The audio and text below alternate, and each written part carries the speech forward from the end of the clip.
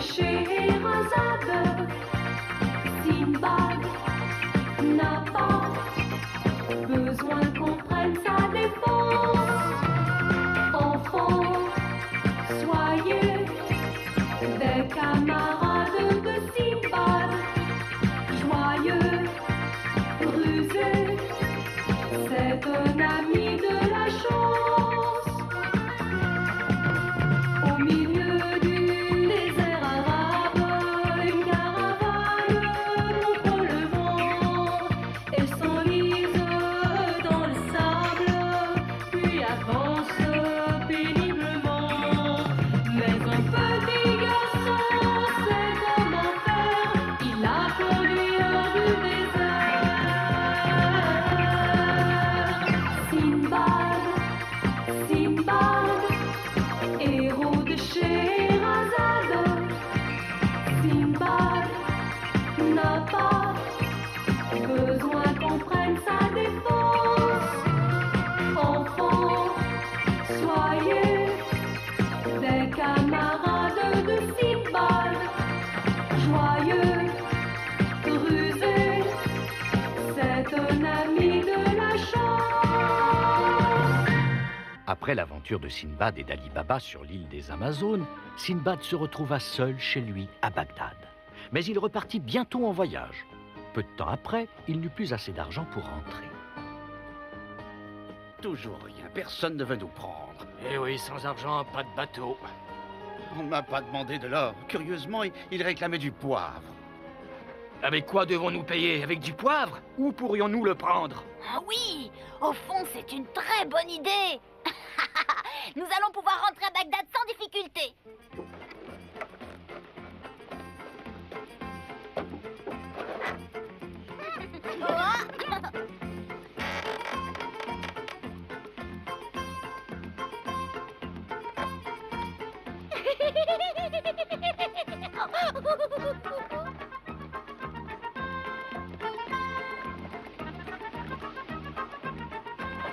Il flotte! Prenons la mer, les amis, allons chercher du poivre. Maintenant, avec un peu de chance, nous trouverons l'île à laquelle je pense. On aura de la chance. Ça fait 3 jours que tu ne cesses pas de nous parler de la chance que tu as toujours eue, Sinbad. Ouais, on va bien voir si c'est une fanfaronnade. Sinbad ne s'était pas vanté. L'île où il conduisit ses compagnons de voyage était un vrai paradis. On y trouvait des fruits en abondance. On y trouvait aussi des noix de coco et du poivre. Ne mangez pas tout. Bah, on peut quand même faire une petite pause tout de même, non? Nous ferons une pause quand nous aurons trouvé un bateau.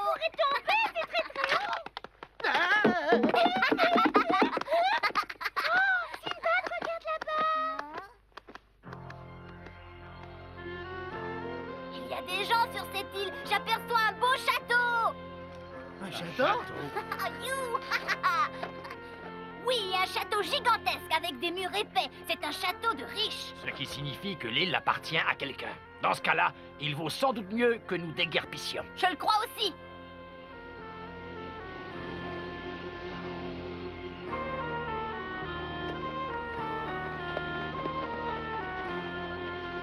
Oh, c'est nul. Allah nous a entendus, il envoie un bateau. Juste au bon moment, on va rentrer à Bagdad. Faut d'abord qu'il nous voie. L'équipage du voilier entendit ses appels et accepta de prendre Sinbad et ses amis à bord. Hélas, le navire ne se dirigeait pas vers Bagdad comme Sinbad le souhaitait. La destination du bateau était un petit port de pêcheurs non loin de Bagdad. C'est là que Sinbad rencontra une vieille dame riche qui se déclara disposée à lui acheter son poivre. Tu dois être un riche marchand pour posséder autant de poivre. C'est presque un miracle. Je trouve aussi. Puis-je jeter un coup d'œil? À partir d'aujourd'hui, tout l'Orient vantera mon art culinaire. Je vais pouvoir préparer les mets les plus fins qu'un homme puisse souhaiter déguster. C'est ce fameux poivre dont tout le monde parle autour de moi. Tu viens de nous faire un grand plaisir, mon garçon. Je suis heureux que mon poivre te convienne, mais je suis un marchand et je dois le vendre. Ah, tu es un marchand. J'ai toujours pensé qu'un jeune garçon comme toi devrait rester à la maison avec ses parents et aller à l'école coranique. En général, c'est ainsi, mais pour moi, la vie est assez différente. Mais bien entendu, je vais te payer. J'espère que tu es satisfait. C'est de la poudre d'or, la plus fine et la plus pure que tu puisses trouver. Oh, je suis très satisfait, je vous remercie. Nous aurions du travail pour toi, ça t'intéresse? Oh, j'aimerais pouvoir accepter, mais c'est impossible. Je dois rentrer chez moi, à Bagdad. C'est une belle ville. Justement, nous en arrivons. Ah oui, Bagdad est la plus belle ville du monde. Oh, moi, je n'en connais pas de plus belle. L'endroit le plus beau est toujours celui où l'on habite et où l'on a ses amis. Pour moi, c'est Bagdad. Au revoir et merci beaucoup. Au Bonne revoir. chance. Tu as encore Tu bien vas- soin de Attends, toi. tu nous Au as pas dit revoir. ton nom. Mon nom est Sinbad et ne craignez rien, j'ai l'habitude. Je fais attention. Au revoir, J'espère Sinbad. que tu arriveras Bonne chance. bientôt à Nous sommes heureux Bagdad, comme d'avoir tu fait le ta désires. connaissance. Nos routes se Sinbad. croiseront de nouveau. Les 3 fils de la dame riche se faisaient du souci pour Sinbad. Ils avaient du mal à croire qu'un jeune garçon de cet âge-là puisse se débrouiller seul à travers le vaste monde. Je trouve tout à coup bizarre que nous vivions encore chez notre mère. Moi, je n'aurais jamais eu le courage de partir seul pour parcourir le monde. Et pourtant, j'en ai eu souvent envie. Moi, je n'en ai jamais eu envie. Les 3 frères admiraient Sinbad et ils en étaient même un peu envieux. Très peu du reste. En effet, leur joie était de se retrouver à la maison avec leur mère. Ils en rendaient grâce à Allah. Sinbad oublia vite la dame riche et ses 3 fils. Il se réjouissait de rentrer chez lui, de revoir les tours dorées de Bagdad et le port grouillant de vie. Il se réjouissait de retrouver Hassan et la maison de ses parents. Il avait espéré que ses parents seraient de retour à la maison. Mais en rentrant après ce long voyage, les pièces étaient toujours vides et le fourneau de la cuisine était toujours froid. En outre, personne dans le voisinage ne put lui donner des nouvelles de sa famille.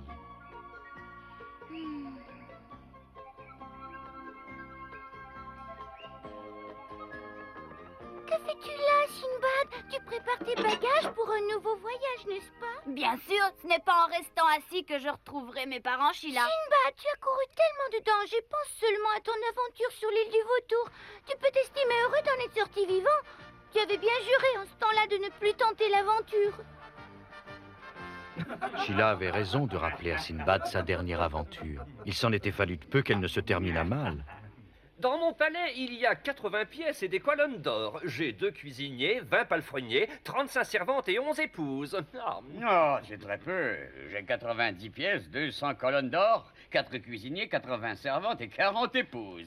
Quoi? Vous vivez dans des conditions presque misérables avec des logements très étriqués. J'ai 100 chambres, j'ai perdu le compte de mes servantes et de mes épouses. Me permettez-vous une question? Est-ce du poivre que vous saupoudrez là-dessus? Non, j'y mets un peu de coriandre. Mais j'ai du poivre dans ma poche et également du safran. Tenez.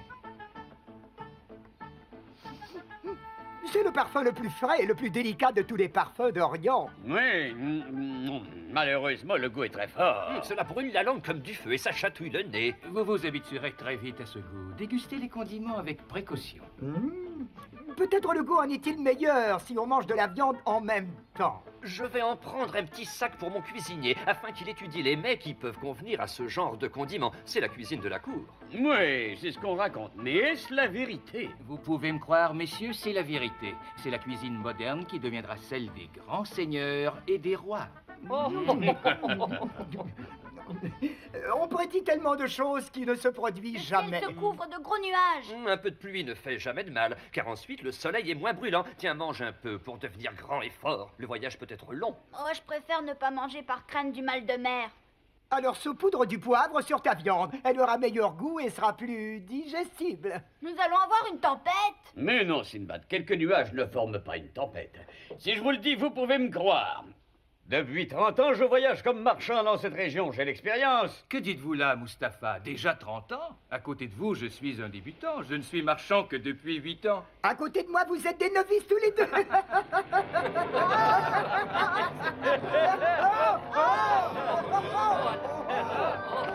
Quelle lamentation!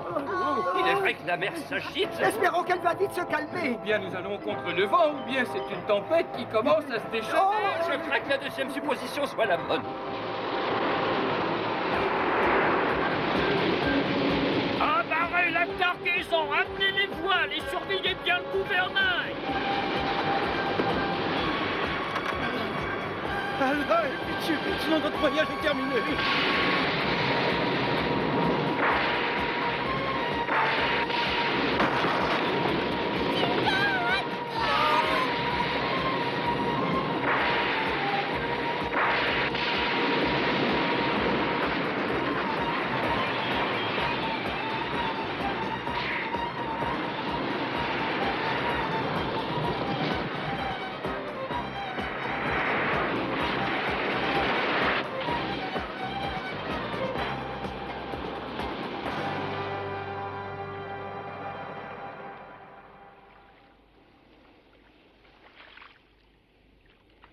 terminé, tu peux ouvrir les yeux.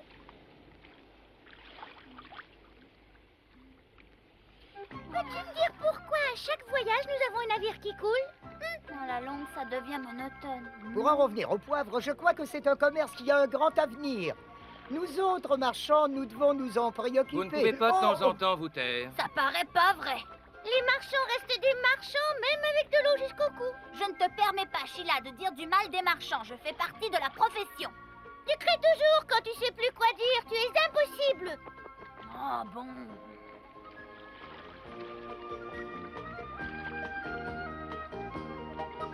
Malgré tout, Sheila ne garda pas rancune à Sinbad. Elle alla pêcher des cordages qui flottaient pour lui permettre de construire un radeau. Qu'aurions-nous fait sans cette oiseau? Je ne sais pas, moi je me sens mal. Oh, moi aussi, moi aussi, moi aussi. Ton oiseau est sensationnel, Simbad. Alors remerciez tous Sheila d'avoir repêché les cordages. Merci, l'oiseau. Je te revaudrai ça un jour, tu verras. J'aimerais savoir pourquoi je me sens mal. Ai-je trop mangé ou pas assez? Je ne connais pas la raison de ton malaise. Moi, c'est parce que je suis à jeun. Oh, si j'avais une marmite et du poivre.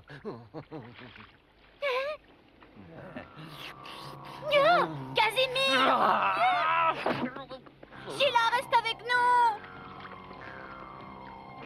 Est-ce que vous n'êtes pas un peu débile? Sheila nous a sauvés! Quand j'ai un creux à l'estomac, je ne connais plus d'amis chez les animaux. Cet oiseau maigrichon n'aurait pas suffi pour nous tous. Ne regrettons rien. Si vous saviez comme mon estomac est vide, j'en suis désespéré. Il n'est pas aussi vide que votre tête! Oh, Sinbad, j'aperçois la terre ferme! Oh oui, vraiment! La terre ferme? C'est une île merveilleuse! Gouvernez en direction du soleil et vous y arriverez! Oh, merci Sheila! Allons-y, direction le soleil!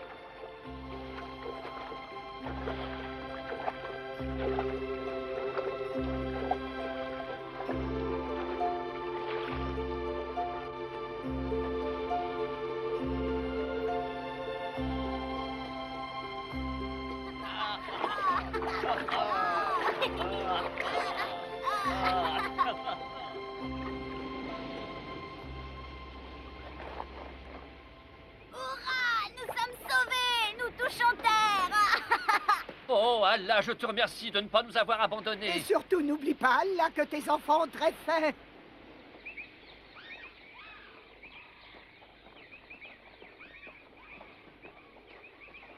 Le mieux est de chercher d'abord de l'eau potable. Cesse de Oh, mousquiller, mon Balthazar, pauvre cesse petit de gémir estomac tout si le temps. vide et si Ça finit par affamé. devenir Je me énervant sens au faible, plus je haut me sens point. très mal. Qu'ai-je fait pour mériter Moi cela? aussi. Halte!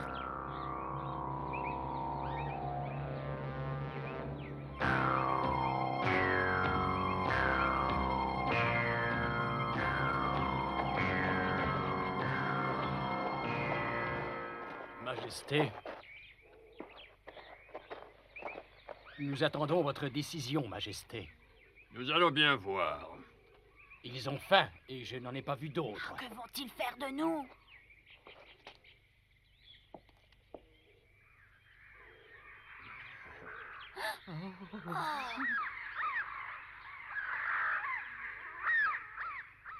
Qu'on les enferme tous ensemble. Oh, mais non, je vais pas le laisser enfermer. Oh.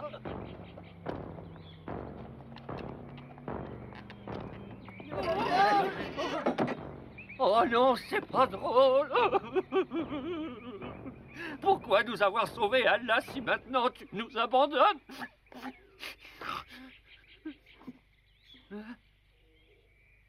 Dites-moi vite si je rêve ou si je suis éveillé. Passe-moi, mais pas trop fort, s'il te plaît. Moi aussi. Est-ce aussi bon que ça en a l'air? Si vous voulez mon avis, nous ne sommes pas si mal tombés. Cette prison est très supportable. Ah. C'est tendre et quand même croustillant. Non. Et même ici, ils utilisent le poivre. Tout cela est très inquiétant. Ah, Oh, veux-tu nous couper l'appétit? Mais pourquoi dis-tu ça? Pour quelle raison nous enferme-t-il en nous servant un repas délicieux et abondant? Et que viennent faire ici tous ces vautours effrayants? Que veux-tu qu'ils viennent faire? Partout où il y a des gens qui mangent, il y a des détritus qui attirent les vautours. Tu crois?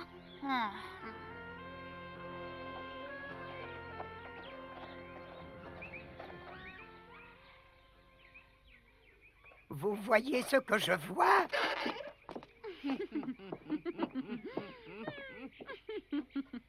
Oh, merci beaucoup, mesdames, c'est très gentil. Mes amis, notre hôte semble être un noble très généreux. Je ne trouve pas de mots pour qualifier ses bontés envers nous. La suite du menu est un peu monotone, mais très copieuse. Cela devient de plus en plus bizarre.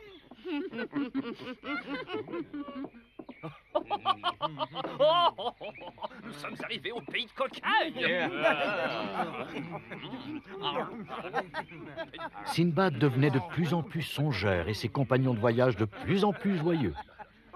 Sinbad n'arrivait pas à comprendre pour quelles raisons ils étaient traités princièrement.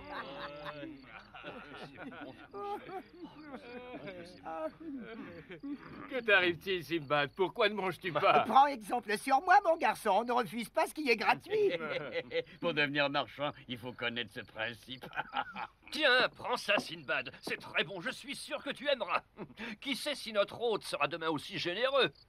Non, je n'en veux pas. Je suis sûre qu'il mijote quelque chose Comment? de très grave. Bon, avez-vous entendu cette sottise que le petit profère au sujet de notre hôte? Il manque le vin. Oh oui, y a-t-il quelqu'un? Il nous faut du vin, nous avons soif. Mais un bon vin, s'il vous plaît, nous sommes connaisseurs. On veut du vin, nous avons soif. On veut Calme, du vin, mes amis, nous quelqu'un avons vient soif. pour prendre On notre veut du commande. Le personnel a besoin d'être un peu secoué. Allons, messieurs, on vous attend, dépêchez-vous. J'aimerais avoir un vin blanc sec et demi Et une rouge. autre salle à manger. Et s'il vous plaît, à l'ombre, à cause de la canicule. Les vautours vont être contents. Quoi? Oui, les vautours, qu'y a-t-il de surprenant? Les animaux préférés de notre prince. On va nous jeter au vautour. Ce n'est pas possible, quelle horreur! Oh non, si vous croyez que je vais me laisser faire, vous vous trompez. Je veux sortir d'ici. Écoutez-moi, je suis prêt à payer l'addition pour tout ce que nous avons mangé. Je veux rentrer chez moi. Oh, Allah, envoie-nous un tremblement de terre, je t'en prie. Ne nous abandonne pas. Oh, Allah, viens à notre secours.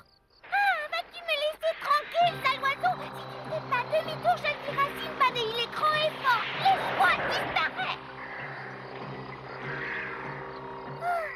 Pas plus, hein? Je le sais, Sheila, ils viennent de nous le dire. C'est affreux. Nous n'avons pas de temps à perdre, nous devons filer. Comment? Derrière les rochers, il y a un fleuve et de l'autre côté un village. Comment peut-on y arriver? Et il trouvera-t-on du secours? Cesse de parler pour ne rien dire et réfléchis. Sheila, reste ici, attends un peu. Sinbad, que vas-tu faire? Tu vas te jeter dans la gueule du loup. Je serai prudent et il faut bien tenter quelque chose. Fais attention qu'on ne te voit pas. Après le dernier tournant, il y a un sentier qui mène au fleuve.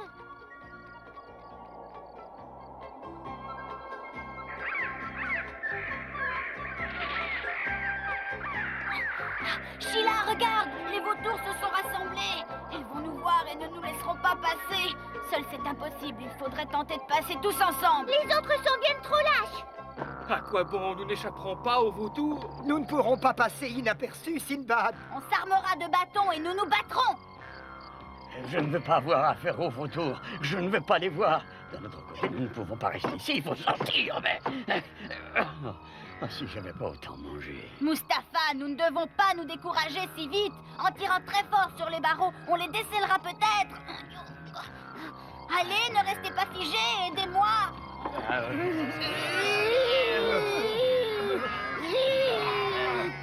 Plus fort, ne faiblissez pas. Nous n'avons pas d'autre possibilité. Je crois que ça commence à remuer. Ah non, ça ne bouge pas. On n'arrivera à rien comme ça. Cesse de gémir, Mustapha, aide-nous, tu es le plus fort. Sinbad, rentre vite, j'aperçois quelqu'un qui vient.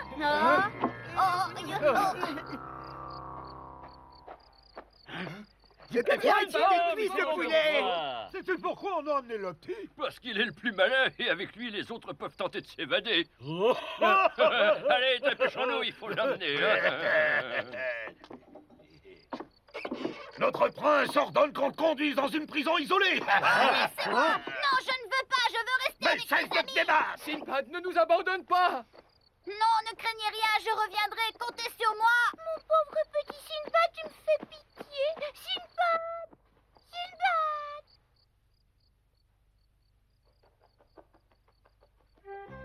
Réveille-toi.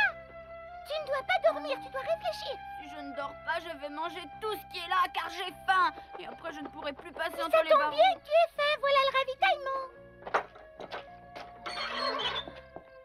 Ah non, Sinbad, pas tout ça. Tu manges trop. Je mange tout.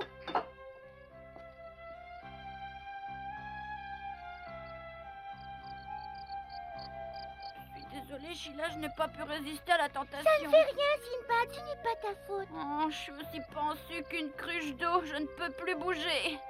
Ah, il n'y a rien à faire, il faut sortir d'ici. Peux-tu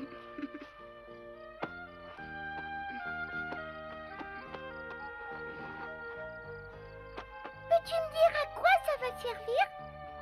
Réfléchis un peu, Sheila, que crois-tu? J'espère qu'avec ça, tu seras camouflé dans le noir. Eh bien, ce que voulait Sinbad.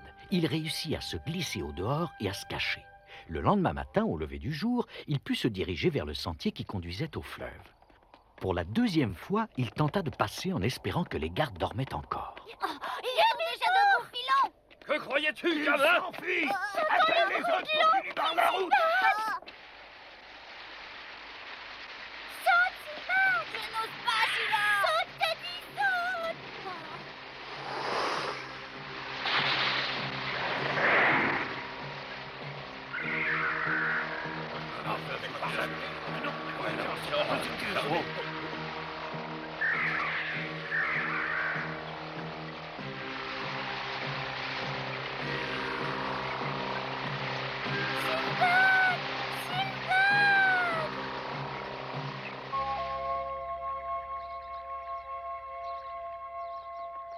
Sinbad, ouvre les yeux, tu as réussi à passer. Regarde, j'ai trouvé une perle, ça t'aidera à avoir du secours. Une perle que l'on peut manger? Tiens, c'est simplement une noix de poivre. Mais ça ne fait rien, Sheila, l'essentiel est qu'on se soit évadé. Cours au village et demande s'ils ne veulent pas libérer les marchands.